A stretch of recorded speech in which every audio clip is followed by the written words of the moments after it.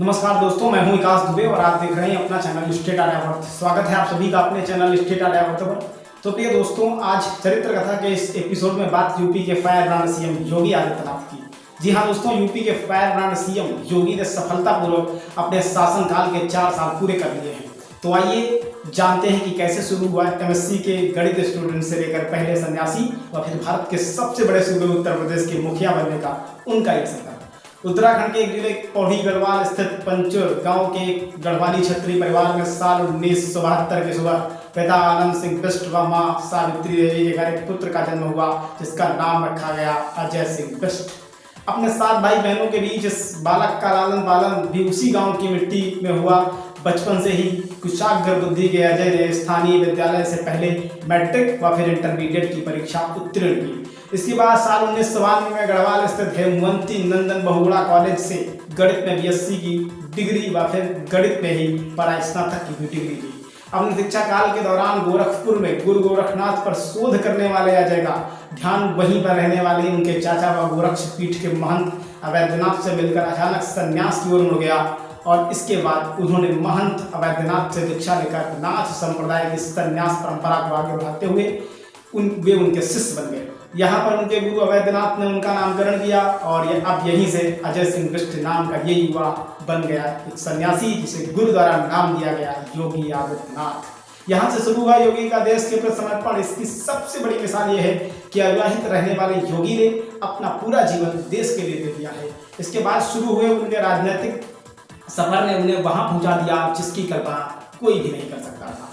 साल 1998 में संपन्न हुए 12वीं लोकसभा चुनाव में गोरखपुर के तत्कालीन सांसद और महंत अवैधनाथ द्वारा उन्हें यहां से पहली बार लोकसभा का चुनाव लड़ाया गया, जिसमें योगी ने सपा के तत्कालीन प्रत्याशी जमुनालाल निषाद को करीब 26,000 वोटों से शिकस्त देकर पहली बार अपने नेतृत्व में केसरिया परचम लहरा दिया और साथ ही साथ उस लोकसभा चुनाव के वो सबसे युवा सांसद बने। इसके बाद हिंदुत्व की प्रखर आवाज बनकर उभरे योगी ने साल 2002 में कट्टर हिंदुवादी संगठन हिंदू युवा वाहिनी की नींव रखी और फिर तो मानो योगी की जीत का सिलसिला ही शुरू हो गया, क्योंकि इसके बाद योगी ने क्रमशः 2004, 2009 व 2014 के लोकसभा चुनाव में लगातार जीत दर्ज की। इस दौरान योगी को राजनीतिक विद्वेष से प्रेरित हमले व अपने विरोधियों के दमन का भी सामना करना पड़ा, जिसमें योगी के 700 से अधिक गाड़ियों के काफिले पर सबसे जानलेवा हमला साल 2007 में जनपद आजमगढ़ के तकिया इलाके में हुआ, जिसमें योगी बाल बच गए।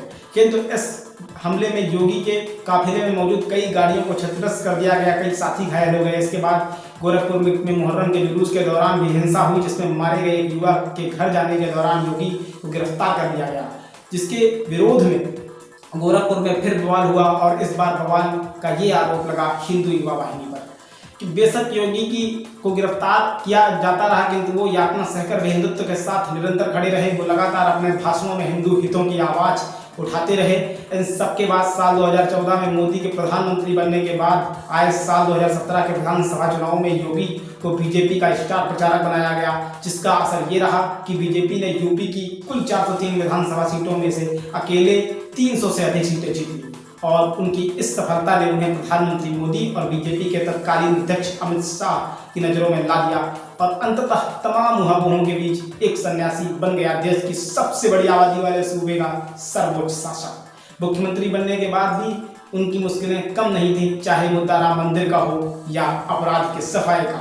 जहां एक और यूपी में 2017 के पहले तक मुजफ्फरनगर से लेकर सहारनपुर तक दंगों की आग में झुलस रहे थे, तो वहीं प्रदेश में अपराध का ग्राफ लगातार बढ़ रहा था, ऊपर से भ्रष्टाचार अलग से।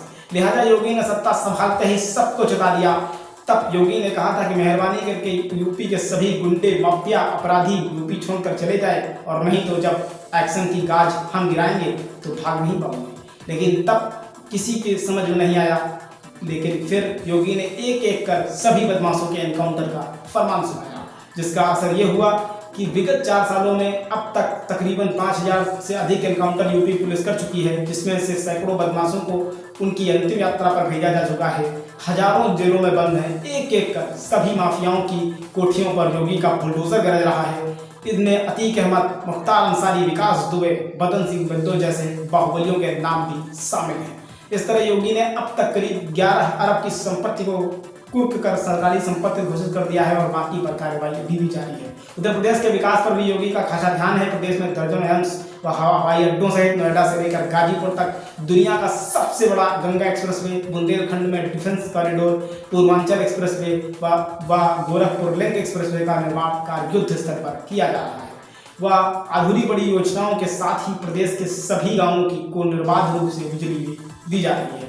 वह अयोध्या में होने वाले दीपोत्सव सहित भव्य राम मंदिर निर्माण प्रदेश के विकास के लिए अनेकों परियोजनाएं चलाई जा रही हैं। फिलहाल करीब 50 वर्ष के योगी आदित्यनाथ की राष्ट्र के लिए विकास यात्रा अभी भी जारी है। तो प्रिय दोस्तों, आज के चरित्र कथा के इस वीडियो में अभी के लिए इतना ही।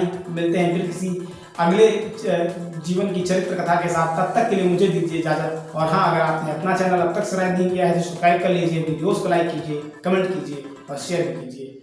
नमस्कार।